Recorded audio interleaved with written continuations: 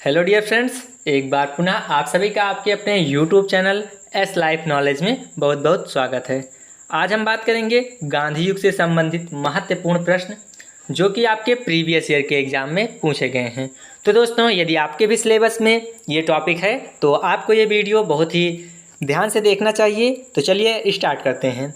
सबसे पहला प्रश्न, असहयोग आंदोलन 1920 से जो 22 तक चला, इसको आंदोलन को क्यों निलंबित किया गया? असहयोग आंदोलन को निलंबित कर दिया गया था, तो आखिर क्यों किया गया था?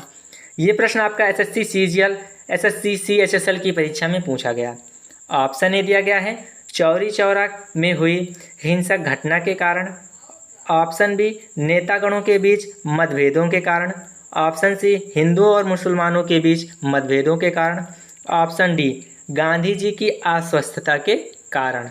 तो यहाँ पर आपका राइट आंसर है ऑप्शन ए, चौरी चौरा में हुई हिंसक घटना के कारण। अगले प्रश्न की ओर बढ़ते हैं, जो कि आपका यूपी पीसीएस, आरआरबी, एनटीपीसी के परीक्षा में पूछा गया था। प्रश्न क्या है? वर्ष 1919 में जलियांवाला बाग हत्याकांड कहाँ पर हुआ? 1919 में जलियांवाला बाग हत्याकांड कहाँ पर हुआ? कलकत्ता, अमृतसर, नागपुर या फिर चंडीगढ़। तो यहाँ पर आपका राइट आंसर हो जाएगा ऑप्शन बी, अमृतसर। अगले प्रश्न की ओर बढ़ते हैं। ये प्रश्न आपका बीपीएससी और एसएससी स्टेनोग्राफ की परीक्षा में पूछा गया है। तो जो भी क्वेश्चन यहाँ पर कराए जा रहे हैं वो आपके प्रीवियस ईयर के एग्जाम से रिलेटिव है, वहाँ पर पूछे गए थे। नमक सत्याग्रह किस ईस्वी में प्रारंभ हुआ था? 1928 में, 1931 में, 1930 में या फिर 1932 में? तो यहाँ पर आपका राइट आंसर हो जाएगा 1930 में। 1930 में नमक सत्याग्रह प्रारंभ हुआ था। अगला प्रश्न यहाँ पर आपका दिया गया है, निम्नलिखित में से किस कृत्य के कारण भगत सिंह, राजगुरु, सुखदेव को 23 मार्च 1931 में फांसी दी गई थी? ऑप्शन ए दिया गया है लाहौर षड्यंत्र के कारण। ऑप्शन बी दिया गया है वर्ष 1929 में केंद्रीय विधानसभा में बम फेंकने के कारण। ऑप्शन सी दिया गया है काकोरी षड्यंत्र के कारण।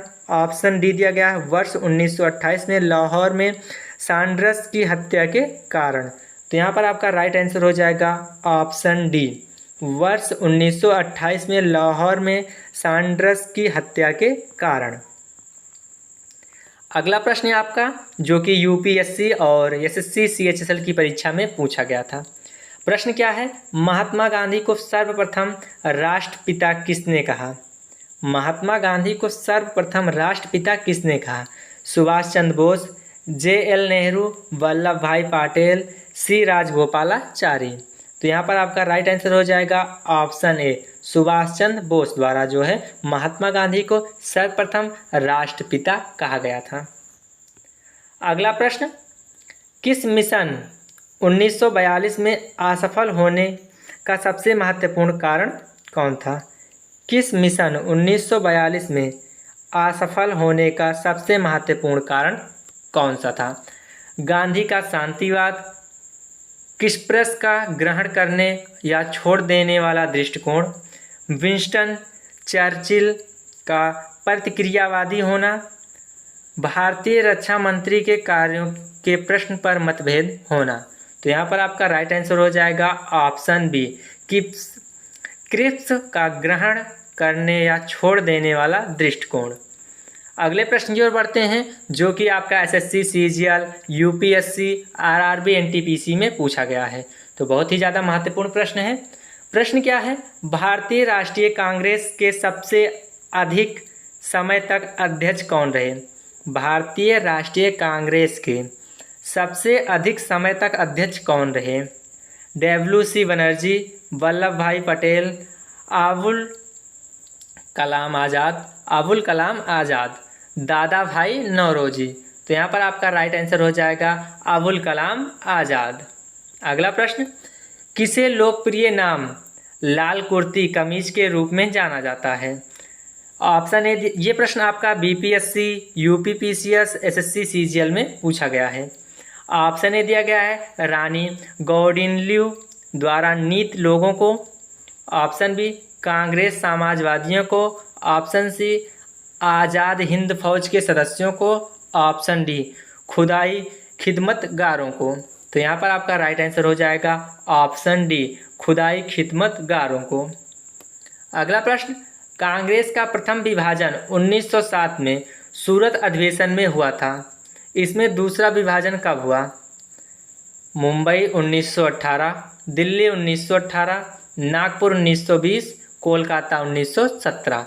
तो यहाँ पर आपका राइट आंसर हो जाएगा मुंबई 1918। अगला प्रश्न, भारतीय राष्ट्रीय कांग्रेस 1947 में देश के विभाजन पर सहमत हो गई।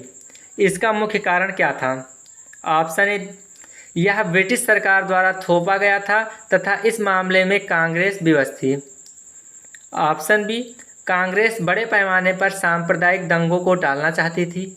ऑप्शन सी, ऐसा नहीं करने पर भारत स्वतंत्रता प्राप्त करने के अवसर से वंचित रह जाता।